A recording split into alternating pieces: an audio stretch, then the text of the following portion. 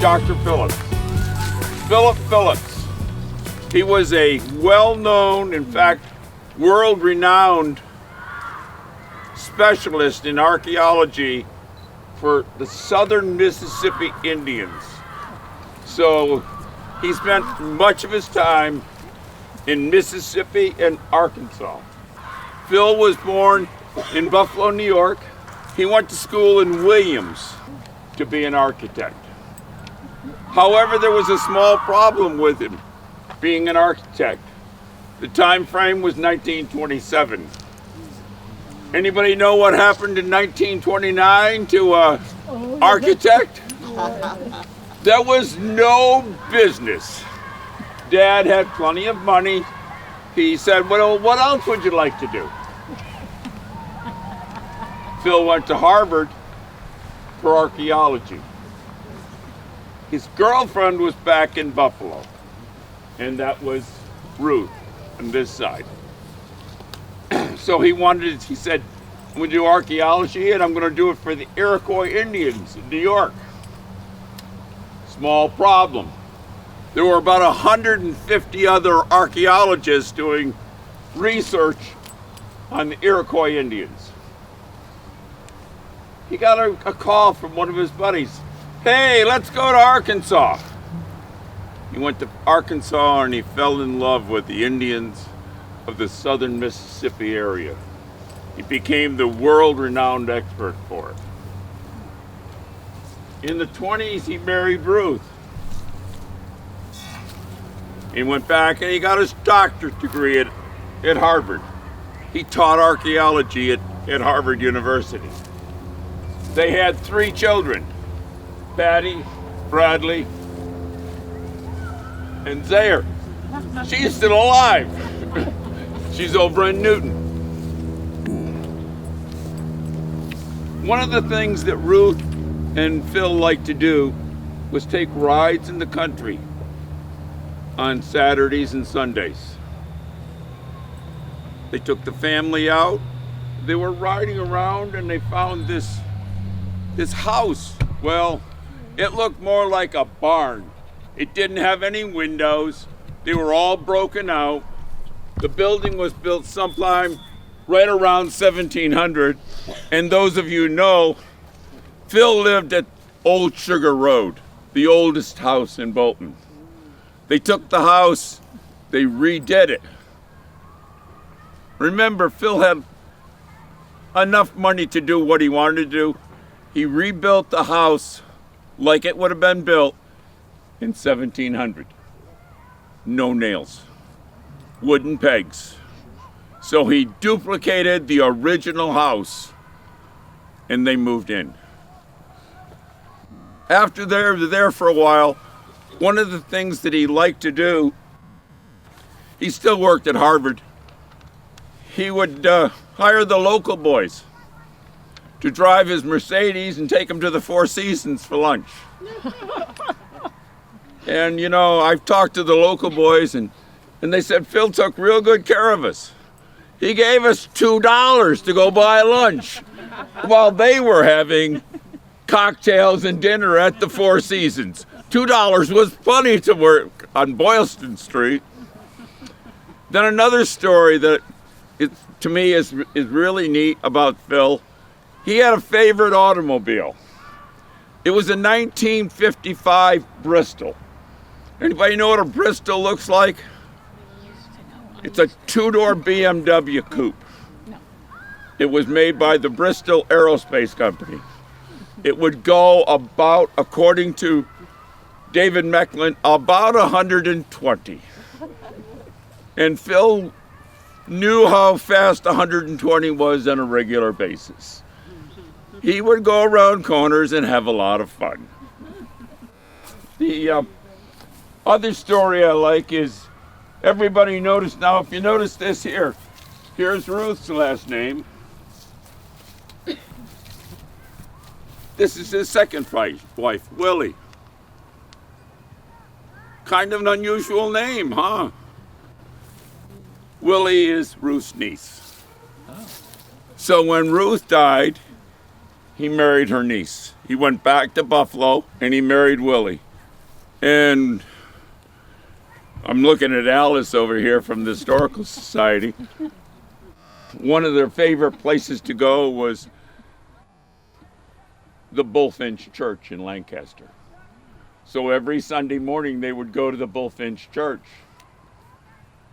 and they would pick up on the way Callista Coggeshall, Alice's mom. So Alice has some close connections with the Phillipses. Now there's one other thing that, for those of you who don't know, have you been down Old Sugar Road to the Phillips Conservation Area? If you go to the end of Old Sugar Road, it's a turnout. That's one entrance to the Phillips Conservation Area. The other entrance is at Old Sugar Road and Sugar Road. He gave 83 acres of land for conservation to the town. And oh yeah, there's one other thing I have to tell you. Philip, one of the things he always loved to do for exercise was play tennis. And we found in the early 60s in Bolton, the land here made an absolutely wonderful clay tennis court. And the first clay tennis court was at Golden Run and Harvard Road. The second one was next to Phil Phillips's house. And they always had a rule: anyone could play tennis.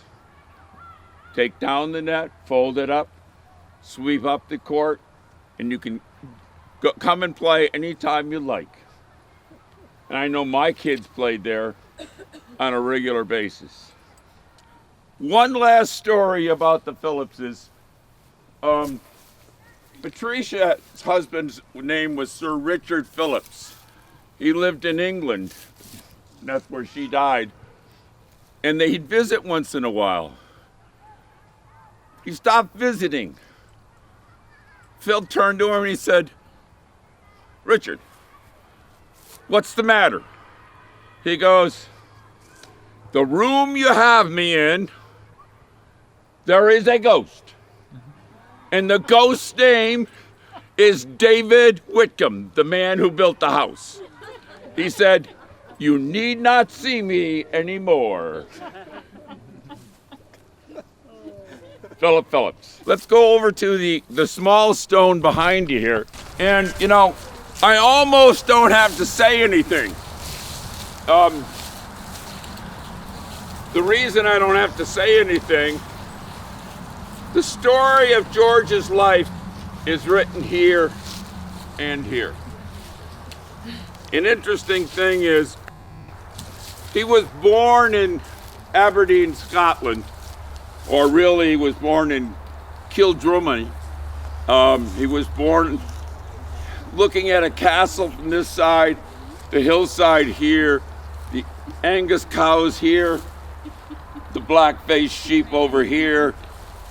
His dad owned 200 acres of land.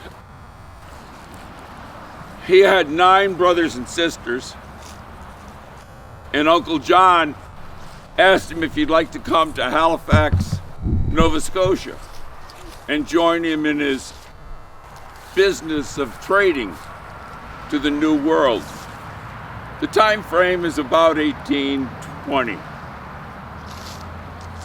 George went, and he was very, very successful.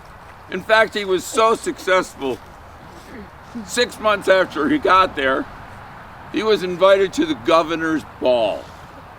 So all the elite people of Halifax were invited to the governor's ball. George was 19 years old, and he had a history. Everyone knew him. He looked across the room and saw this young lovely who was the new Miss May. Her name was Elizabeth Field. Elizabeth Field and George Grassie became married. And again, if you don't know that story, that's over on this side of the stone. So George is on that side in the back and Liz is here. Well, they had 3 children in Halifax. He was very, very successful. His father got very sick back in Scotland. He went back to Scotland and ran the family farm for about 10 years. But then he got this letter, and the letter was from Elizabeth's sister. She said, there's a farm next door to us. It's 200 acres. It sits over the Wachusett Valley. It has an absolutely gorgeous view. It's in America. You can come and enjoy life here. And you'd be next door because I'm the minister's wife. Where was the house? Old Bay Road and Ballville. So you can picture yourself what the view would have been like. Remember the other thing. Elizabeth's sister was Sophia, and her husband was the minister at the Hillside Church. The Hillside Church was about where the golf course is and where Ballville meets it, that little triangle there in that area. Where is it exactly on the thing, T? It's on Don Vesper's property, that little orchard field. The foundation's still there. T lives there.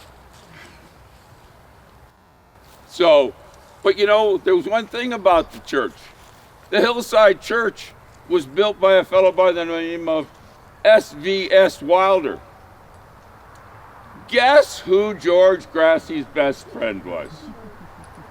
S.V.S. Wilder. Now, I said, that the history is here. When they came to Bolton, let's see, they had a maid, they had a cook, they had somebody that ran the farm, they had 3 other laborers. He was kind of a gentleman farmer. He really didn't need to do much anymore, but just sit and watch what was going on. Oh yeah, the one other thing that they really enjoyed was the rides and the carriages with S.V.S. Wilder, because he had a little special French carriage that he rode around in.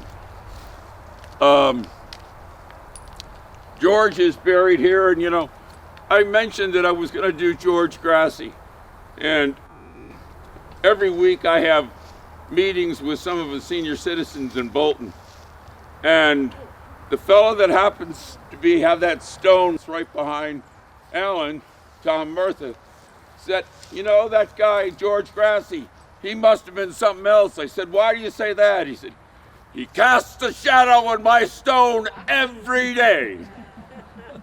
He is so dominant. Any questions about Georgie? Oh, one other thing. Georgie's granddaughter wrote Annie of Grassy Life. Everything I said and a lot more is the stories that she wrote down about her grandfather and her mother. So it's an interesting first person about coming to Bolton, this little country town. One of the things that George did, came here, and they didn't have any Angus cows here, and they didn't have any Ayrshires, and they didn't have any sheep that were Ayrshires. You know what? It took him about 6 months. He had a flock of everything, all Scottish. He was not well, At first, he wasn't well liked by the people of Bolton.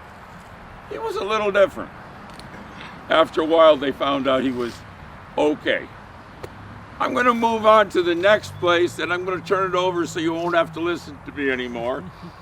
And our next person is Mary Elizabeth Haynes. Mary Elizabeth was the only nurse that we had from Bolton in the Civil War. I want you to notice the flag.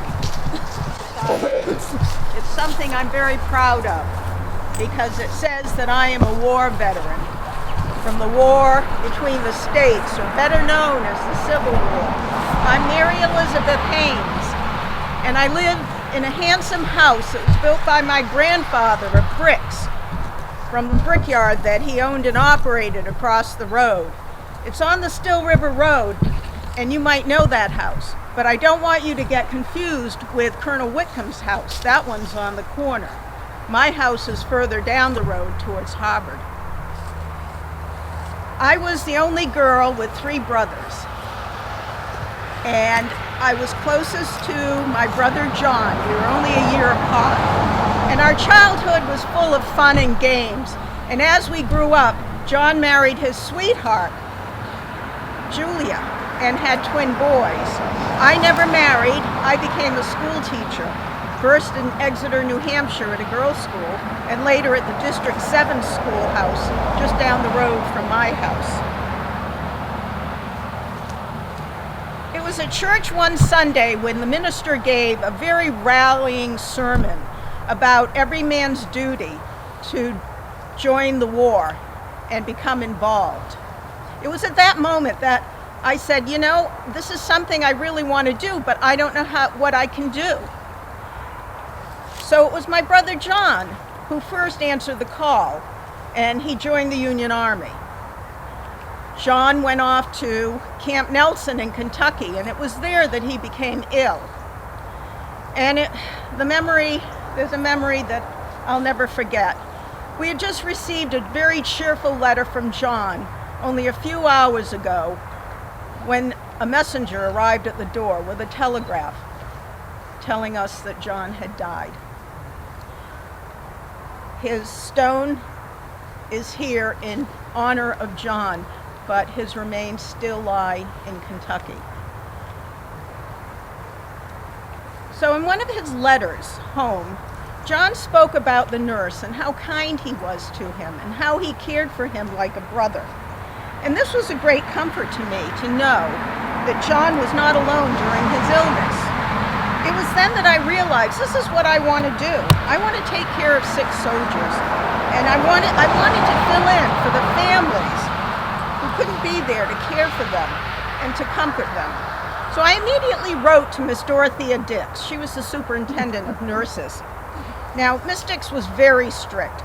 She preferred her nurses to be very matronly, of good conduct and serious disposition.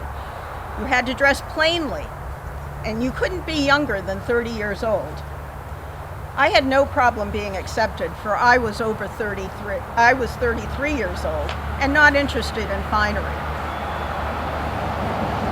My journey began in Boston, where I received my travel orders.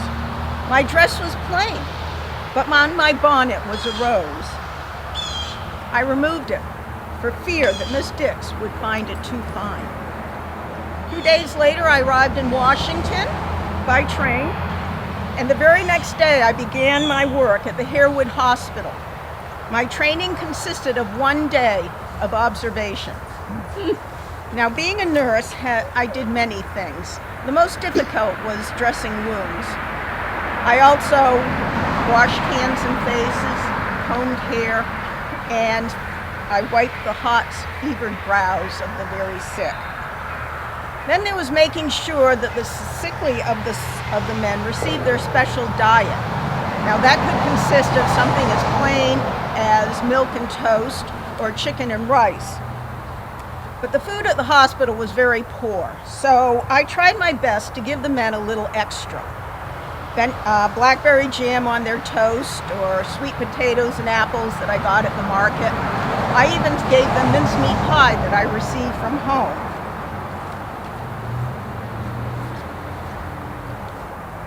Sorry. I shared all of these with the men in my ward. I wrote their letters home, and I read to them, and I found myself loving my work. My home was in a barrack. I had to get my own firewood and was allowed only 6 items of laundry every week. And the food, well, not to my taste, too much pepper and onions. In my spare time, which wasn't often, I wrote in my diary, which was a simple composition book. I enjoyed walking around the city. I visited the Capitol building, and I even saw President Abraham Lincoln's inaugural parade.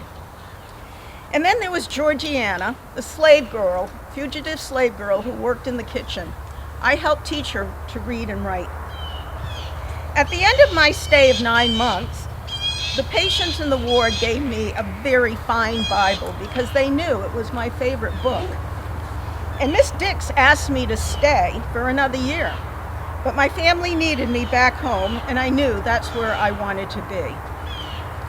On February 25th, 1895, I died at the age of 64 from pneumonia. So I'm going to step out of character now, and I want to tell you a little bit about where we got this information. So Mary Elizabeth Haynes was one of 4 children and the only girl born to Francis and Mary Haynes. The Haynes family was prosperous, owning 150 acres of fertile farmland along the interval by the Still River. The family home at 304 Still River still stands. It's a handsome federal-style brick house which was built of bricks from the brickyard on the property that Mary Elizabeth's grandfather and father owned and operated. She became a school teacher, never married, and led a quiet life at home. She was a member of the Still River Baptist Church, which is now the Harvard Historical Society. Mary Elizabeth was a devout Christian and spent a great amount of her time in religious contemplation, believing that she could best serve God by serving others. This belief was put into practice in her nursing of the ill and sick soldiers during the Civil War. The Bolton Historical Society has in its possession 3 journals belonging to Mary Elizabeth Haynes. Written in pencil and standard marble-covered composition book, Elizabeth was 24 years old when she penned her first journal. In all, they spanned 12 years. She filled her journals with meditative thoughts and prayers, descriptions of everyday life in Bolton, the joys and labors of school teaching, introspections on marriage, the cloud of war, and the sickness and death of friends and family, especially the death of her brother John. The last journal chronicles her experiences as a volunteer nurse in the Civil War. These journals offered us a glimpse into the life of an ordinary woman during extraordinary times. In them, Mary Elizabeth describes her world in great detail, preserving for us the history and memories of the people and events in her daily life. If you're interested in reading her journal, the journal about her 9 months as a Civil War nurse, it is online on the Historical Society website on the educational material page. The next person we are going to do is Emma Whitney. The Whitneys lived at the corner of Main Street and Still River Road, the big brick house. Emma, you're on. Good evening. How do you do? Nice. Lovely to make your acquaintance. My name is Miss Emma Whitney. I was born right here in Bolton in the year 1845. My father was Captain Joseph Whitney, and my grandfather was David Whitney.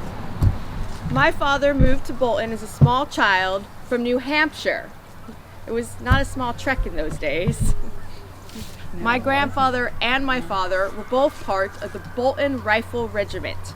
This is where my father earned the rank of captain. My family owned over 300 acres of farmland in Bolton. You guys know the house, it's right down the street. Beautiful federal architecture, all brick, still looks beautiful to this day. My father loved to build things. He built a house once, and he also built a machine that helped turn butter. Thanks to my family's good fortune, there was no need for me to marry, so I could stay single and go pursue other activities. I was able to go abroad twice, which is no easy feat, but my true passion laid in art. I painted on over 500 teacups. I might paint this one later. I once invited a whole sketch team to my house to paint the scenery. Afterwards, of course, I gave them a multi-course meal. We all drank from teacups that I painted on. I'm nothing if not a gracious host. What I want people to actually remember me, though, is my contribution to the Bolton Public Library. After my mother and my sister passed away, I knew I wanted to continue our family legacy. I wanted future generations to know the name of my father. So with the help of my siblings, I came up with a plan to have a public library built in my father's name. At the time, the library was in Town Hall, but with funding from the Whitneys, we would be able to build a library that we planned on calling the Captain Joseph Whitney Memorial Library. My sister Anna and I donated over $10,000. Then my brother was going to donate money for furniture. Unfortunately, I passed away and my brother withdrew all the funding for the furniture, so the library was just named Bolton Public Library. I passed away before the building could be complete, but my sister Anna was there in my place. I'm told that if you go into the library now, you can see my father's portrait above the fire mantle. He looks as handsome and distinguished as I remember him. That's all I have to say. Thank you. We have another Scottish family. This one is going to be William Fyfe. And it's going to be William E. Fyfe, right, that we're doing? William E. is the, at least, third generation William Fyfe. So William E. is the last one and probably the most interesting of all of them. And we're talking about Ballville Road and Wattaquatic. The little house there is where we are. Go, Will. Oh, you know when you have too many whiskeys, and you wake up the next morning? Not really sure, but I found this history of the family, so you're gonna bear with me. I'll read it and maybe we'll figure out why I can't really remember what's going on. My name's William. I'm William E. William You can be William whoever E. you want to be. William E. I was born here in Bolton in 1837. I'm the fourth William Fyfe in Bolton. I lived most of my life on the old Fyfe homestead, which is down there in Bolton Station. You know where the trains go by. I'm the fourth in the line. It all started back in the 1730s when my great-grandfather, first William Fyfe, and his brother James came here from Scotland. They came to Bolton. It was just a fledgling town. Just received its independence from Lancaster in 1738. In 1739, my great-grandfather bought a land of William Houghton of Lancaster. This land was along the road that went from the Old Common, which is 5 Corners, to downtown Berlin, which was then the southern population center in Bolton. It would then become Berlin. In 1741, Uncle James bought the land right next door from Benjamin Wilson. Both brothers were originally in Bolton. In 1746, William married Deliverance Wilder and built their home facing southwest in what is now the corner of Wattaquatic and Ballville. What you know today as Fifeshire, the conservation land, was just the farmland behind the house for most of its existence, for there was no Wattaquatic Hill Road. When the Fyfes needed to go to the center of Bolton, they needed to go up Ballville Road and then down Wilder.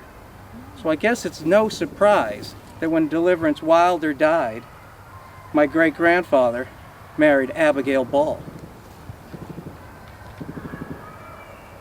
Uncle James married Patience Butler, and their daughter Patience Fyfe was born in 1757. My grandfather William was born in 1759. It is around the same time that William and James built the first mills on the property, as many of the old deeds and records from the 1770s refer to a meadow by William Fyfe's sawmills. In 1779, Uncle James passed and was buried in the Bolton Old Burying Ground. In 1784, both the Old Burying Ground and Uncle James' farm were incorporated into Berlin. Following his father's example, my grandfather, William, married the girl next door. It just happened to be his older cousin, Patience.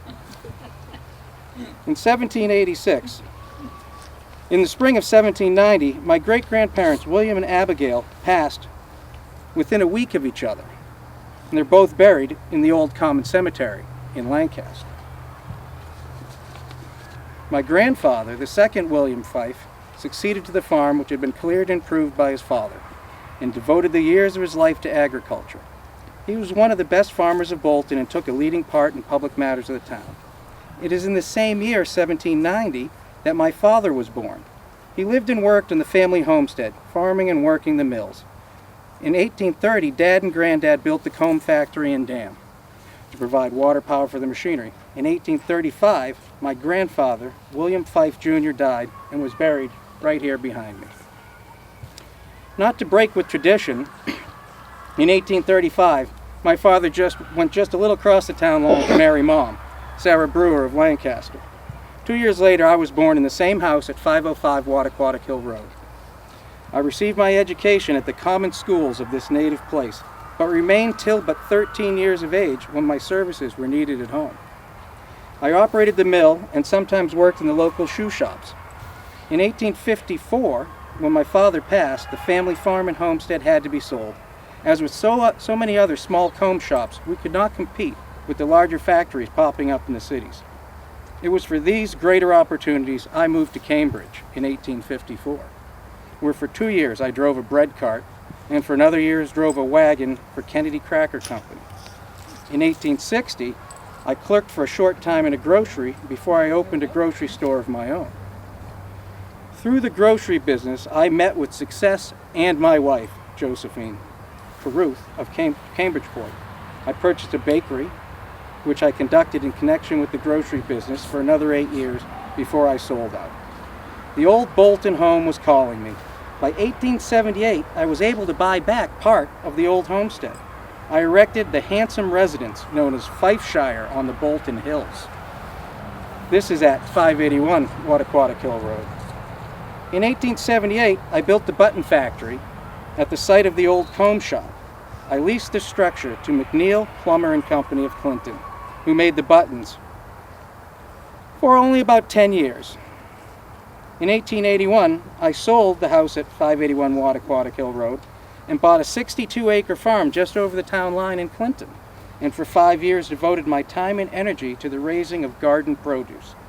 I was able to subdivide that place, reserving a large share for myself. I sold many lots, upon which today can be seen many dwellings. My real estate business proved one of success, and I was financially rewarded. For 8 years, I was engaged as a partner with B.L. Knoll and Company of Montreal in the horn glue stock trade and the Canada ash business. I decided to get back into the comb business, but this time at a much larger scale. And for 12 years, I held a controlling interest in a large Clinton comb factory, being the director and purchasing agent. In 1895, I formed a partnership with E.L. Plummer for the purpose of carrying on the butter business. This firm later was consolidated with that of C.M. Fay, and in April 1895 moved to the new and spacious quarters in a business house I erected for them. The new firm was known as Fyfe, Fay & Plummer. We carried on an extensive retail and wholesale grocery and produce business. I did a lot more things here, it looks like. I was a director of a Clinton Wall Trunk Company. I guess I was a Republican. I was a road commissioner for 5 years. I traveled extensively in country, in Europe and Canada. Josephine and I are Baptists, the Baptist Church. We have only one daughter. I'm starting to remember now.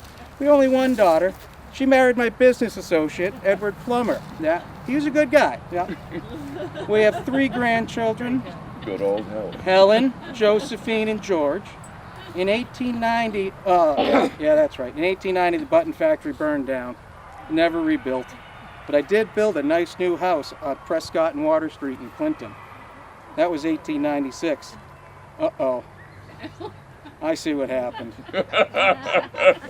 I can see why I'm having trouble remembering. It appears that over in Lancaster on June 23rd, 1899, I and Dora Josephine were killed when we were hit by a train at the crossing. Oh. Well, luckily I had made provisions in my will to preserve some of that land over there. The property, we wanted to be called Fifeshire forever. The property was eventually inherited by my granddaughter Helen Plummer. She built a small cabin on the land and spent many happy hours there. In honor of my wishes, she donated the property to the town of Bolton for conservation land in 1969. And you can still go over there now. Thank you. Thank you, William. We're gonna move back this way. Gustave Cloutier from Quebec. Most of you know that Gustave lived on Berlin Road, almost to the Berlin line. We'll find out a little about Gus. You're on. Cool. So, my guy's name is Gustave Cloutier, as you guys know, and he was known as Gus around the town. So he was born up north in Quebec, Canada, just south of Quebec City on June 21st, 1899. And for reasons that no one really knows, he came down to America, or immigrated into America, in 1914 with his mother and sister. We learned from his World War I draft card that he was living in the mill town of Lawrence, Massachusetts, and worked there for the Eagle Tribune. In 1928, he married Mary Colbert, and both of their children, John and Jean, were born in Newburyport. The family moved there to Bolton in 1938, first living at 51 Norris Road, and soon after moved to Berlin Road. Many of the neighborhood boys of the time remember their egg business and hundreds of chickens that seem to be everywhere. Gus most loved his work as a stonemason and could often be heard saying "bien meilleur" in his French accent when a stone he had chosen fit perfectly. He worked on stone walls all over the area and especially here in town. The stone field house at Memorial Field was built under his watchful eye in 1955. Stonemasonry became part of their family tradition when he trained both his son-in-law and grandsons to be stonemasons. The family built a stone home on Quaker Lane, which has a very unusual detail. A tree was growing in the middle of the house. Their own home on Berlin Road had walls that were 2 feet thick, enough to withstand almost any act of nature. In 1948, Gus and his wife, Mary, came up with a unique idea on how to fund a church building for the Roman Catholics of Bolton. They donated 1 acre of their land and asked their friend Joseph Bradley to plant corn with donated seed on that acre. In the fall, the corn was to be picked, cooked, and sold at the field.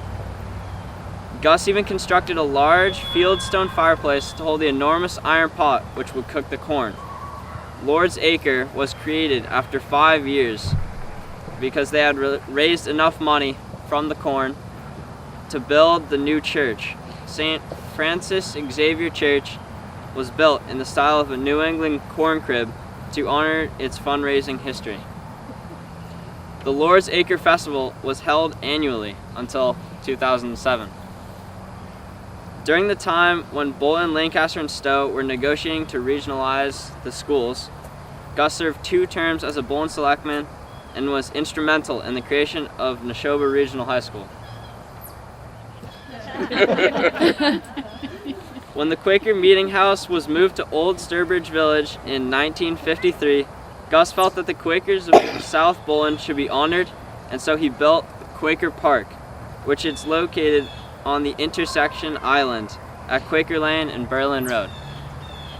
You can actually stop by and rest a while in the seats he provided near the etched Quaker Park stone. If the family was not in Bolton, they could be found either at the beach in Gloucester or during the winter in the Florida Keys.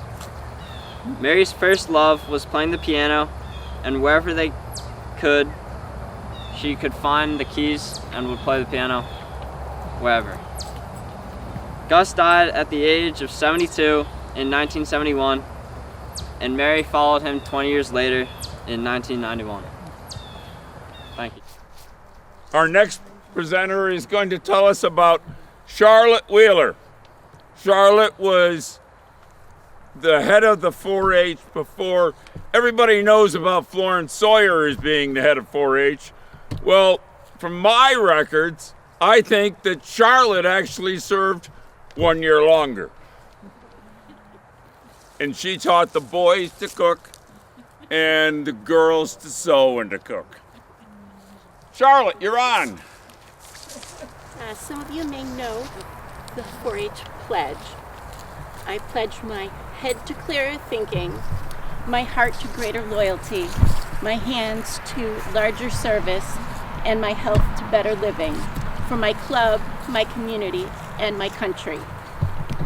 As Bolton's first 4-H leader, I devoted my life to instilling the values of citizenship, leadership, and responsibility in Bolton's children for generations. My name is Charlotte Wheeler. My parents are Francis and Ellen Howard. During the winter of 1883, I was born at home, the Intervale Farm on Still River Road. The property has a rich clay deposit. I imagine that's why my great-great-grandfather, Job Howard, chose to settle there in the early 1780s. He was a brickmaker, like the Hayneses. With the help of the neighbors, he built the brick schoolhouse that once stood a little bit south of his own brick house. And my great-grandfather, Levi, his son, built a brick house down the road. Unfortunately, that burned down years ago, and the school is no longer standing either.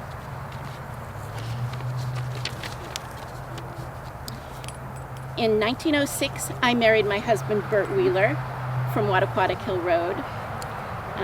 We had 2 daughters, Alice and Ruth, and we were very fortunate to have Ruth because she was fortunate enough to receive one of the first heart transplant or open heart surgeries done on a young child. And she survived, and she lived a nice long life. But so our family lived at my family's farm, Intervale Farm, for a time. But during times of war, sacrifices must be made, and the farm was seized by the U.S. Treasury Department during World War I. And it was used as a prisoner of war camp, holding the crew of a German merchant ship that was captured in Boston Harbor. Ultimately, after living elsewhere in town, we finally resettled on Wilder Road, not far from the Wilder Mansion. Close enough, in fact, that years later, one night in 1954, I was awoken by a brilliant light shining into the window. And Bert just pulled the window shade down and went back to bed. But when I finally managed to wake him, we discovered that the Wilder Mansion's barn was completely engulfed in flames, and it was ultimately completely destroyed. I organized the first 4-H club starting in 1914. Our first year, the girls elected to learn bread baking, and I did this with the help of my 2 daughters. I later added additional cooking classes for both boys and for girls, and baking cookies was very popular with the boys.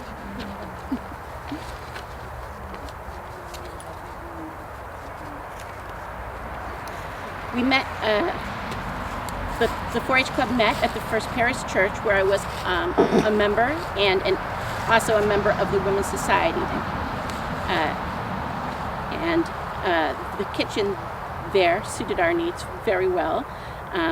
Years of little feet scuffling about in the kitchen have left the floor very well worn, as you can still see. After each meeting, a young Gigi Bonazzoli went well out of his way to walk me home to my house on Wilder Road. I provided him with a bag of cookies for his walk home along the old Bolton Railroad tracks. His house was on Hudson Road. After World War II, I was very delighted to have my good friend Florence Sawyer join me in the leadership of the 4-H, and she taught sewing and metalwork and more cooking, and I am very happy that she was able to continue what I began when I was no longer able to, and the 4-H flourished under her leadership. I lived a nice long life of 89 years. I died in 1972. Thank you, Carla. We're going to walk a long ways this time. Helen, roll, Woodbury's stone. Now, I look at my older group and all of them say, who is Helen Woodbury? They knew her as Goosey. I'm going to turn it over to Helen. I'm not going to speak as Helen in the first person, but I must admit that after learning a little bit about her, I think I really would have liked her. And I also really like the fact I get to talk about Helen while there is a soccer game going on with kids shouting really nicely and loudly. I think she really would have enjoyed that. The other thing before I tell you a little bit about Helen I think is very noticeable, unlike the Grassies and unlike the Whitney tombstone, I think that where Helen's final resting place says a lot about her, and unfortunately it says a lot about what still is the case of how we recognize our teachers. So Helen, I brought her an apple because she actually was one of Bolton's most beloved and long-term teachers. She was also the principal. So let me tell you a little bit more about this woman I've come to know who is independent and driven and funny and really empathetic. So she was born on Green Road in Bolton, and just before the turn of the 20th century. She studied at the Framingham Normal School, and she must have been one of his first students to graduate with a Bachelor's of Science because she started teaching at the Houghton School in 1923, and as I learned, actually when the first degrees were given in 1922. And something that was particularly noticeable about that is I did a little research, and in the early 1900s, there were about 100,000 women who were actually in college, but only 10% of them actually earned their degree. So I thought that was pretty phenomenal and notable about Helen. Another thing that was interesting is I've even learned more today about her and her marriage. She was married to William H. Woodbury, known as Bill, on March 21st in 1925, and they lived for a short time on Golden Run Road, but it was just a short time. He'll live there forever. Nice foreshadowing. So remember how I said she was independent? Well, here's what I thought. I thought it was the fact that William's many chickens, which seems to be a recurring theme, that lived in the house with them, drove her crazy and caused her to leave and move back home to the house on Green Road. Well, I learned from Roger, it was actually not the chicken, it was the chick who was found in bed with him by Helen. So she said enough of him. So, yeah, right? Loved her. So soon after the Emerson School was built, she actually started teaching again after getting over this trauma there in the fall of 1930, and she taught history to grade 7 and 8 and 9th, and wanted her students to have an appreciation for poetry. So from her early teaching days, she would read to the students because she thought everyone should enjoy verse. And the variety of poetry that she would include had things like a nonsensical de Faust banjo, which honestly, the combination of banjo and Faust, I wanted to find records of, and I couldn't. So if anyone has a copy, let me know, because I'd love to read it. She would also read Robinson Crusoe and Abe Lincoln Walks at Midnight. So I thought it might be appropriate to read just a little bit from that poem, which I could find. Okay, here we go. He cannot rest until a spirit dawn shall come, the shining hope of Europe free, the league of sober folk, the workers' earth. The glove preventing my moving the page. Bringing long peace to cornland, Alp and sea. It breaks his heart that kings must murder still, that all his hours of travail here for men seem yet in vain. And who will bring white peace that he may sleep upon this hill again? There's a little sample. So, in the early 1940s, she also was given the title of principal. It's added to her responsibilities, though she seemed to balance all those responsibilities with grace and some really good humor. A couple of the stories we learned from one long-term Bolton resident, who shall remain nameless, shared how he loved to pull the fire alarm rope and then run to his seat in the classroom. He thought he was never caught, but he always suspected that Helen knew exactly that he was the guilty one. Another example of her humor and empathy was when the Randall family moved from their family farm in Rocky Dundee to Main Street, and the boys were really homesick for the farm. Really missed, as you can imagine, going from the farmland into town, quite the shock. So Helen actually allowed them to bring a special guest with them to school one day, which was their goat. So every afternoon, Helen would ride the school bus down Main Street to Sampson Road, and then she would walk the half-mile home. And another one of her students who lived on Sampson Road would actually watch her every day to make sure that she didn't stop to talk with his mother and share some evil he had done that day. So after 35 years, Helen retired from teaching in Bolton in the fall of 1964. However, she could not stay away from teaching for long, and she joined soon thereafter the staff at the Perkins School in Lancaster. Town involvement was also really important to her. She was the clerk at the Baptist Church for over 47 years and the Sunday school superintendent for many years. During the summers, she would bring Boston children to Bolton so that they could experience some of what it was like to live in the country. She was chosen at the 100th anniversary of the Houghton School to be featured as a speaker sharing the history of the school. Helen passed away in 1980.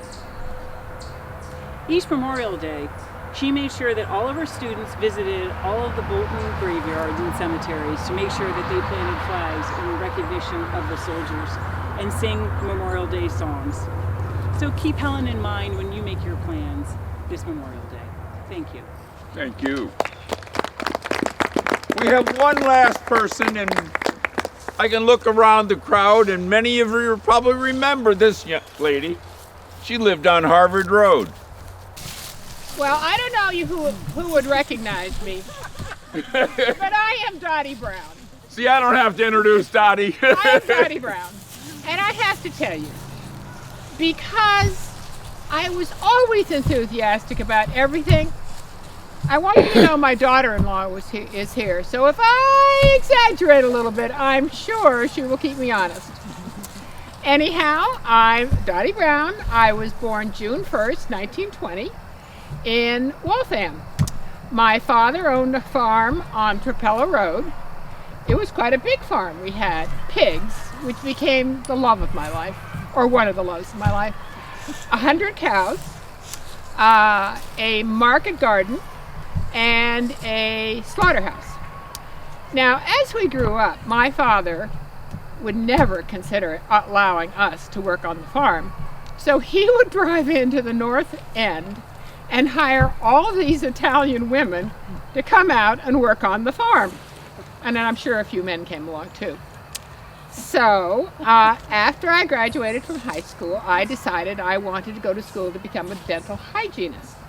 So I started school as a dental hygienist, and a friend of mine, who happened to be a brunette, said, "You want to go on a double date?" And I said, "Sure, why not?" So these two men, young men, showed up, and one of them looked at me and said, "I'll take the blonde." That became the love of my life, Charlie Brown. Now, Charlie was an interesting person. So we got married, we lived with my parents, And then the war came. Now, Charlie was a welder. And when he joined the Army, no, the Air Force. Army or Air Force? Air Force. They had a lot of welders. So Charlie decided he'd become a pilot. So he flew B-17s and B-24s in Europe and in the Pacific. Unfortunately, as he was flying over China, his plane crashed in an area that was controlled by the Japanese. And Charlie was lucky enough to survive the crash and also to be found by a group of Chinese who snuck him out of China. And so he recovered and he came home to us. So about after the war in sort of 1947, the state of Massachusetts decided to build 128, and which is to you whippersnappers 95, I think. And so, which went right through our farm. So my dad decided he'd move to Bolton. He bought a farm on Harvard Road, and we all moved out here. So Charlie and I had an apartment in the farmhouse, and our first two children, Harold and his sister Carol, were born. Harold, in fact, went to 5th grade in the Houghton building, which is now, you know, everybody knows the Houghton building. So Charlie was a welder, so he would go off on these trips to go weld things for people, and I was left home with these two children, and Carol liked to skate, so I spent a lot of time taking her to skating lessons, and Harold liked to ride, so I took him to riding lessons. And Harold, he was always slightly obstreperous, who, for those who know him, I'm not sure he's really changed.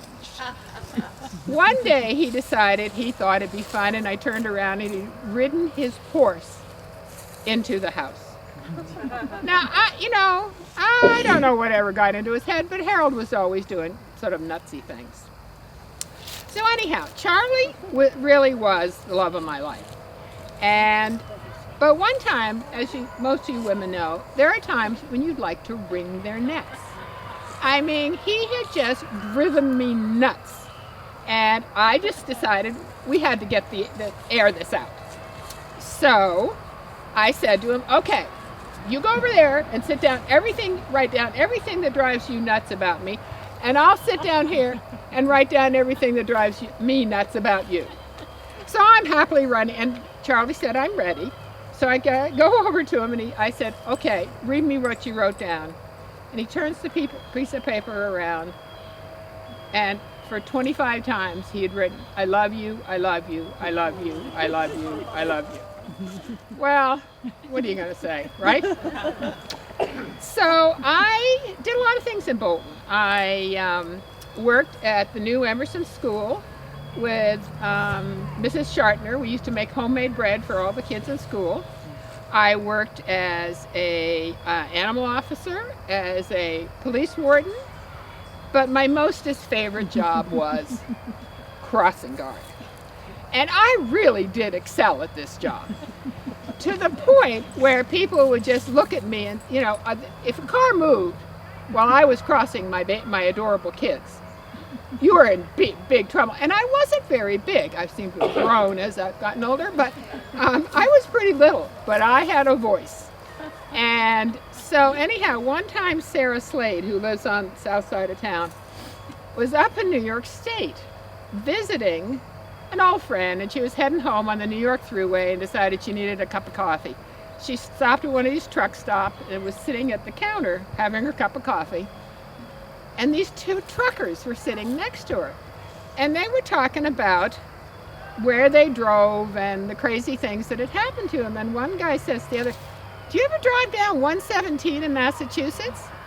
And the guy said, no. He said, well, if you ever do, there's this crazy lady who jumps out with her stop sign, and then if you move, if you even blink, she'll start yelling at you. So I was pleased to know that my reputation had gone, you know, out of the sort of town of Bolton. The other thing I loved to do, because as I told you, I loved pigs.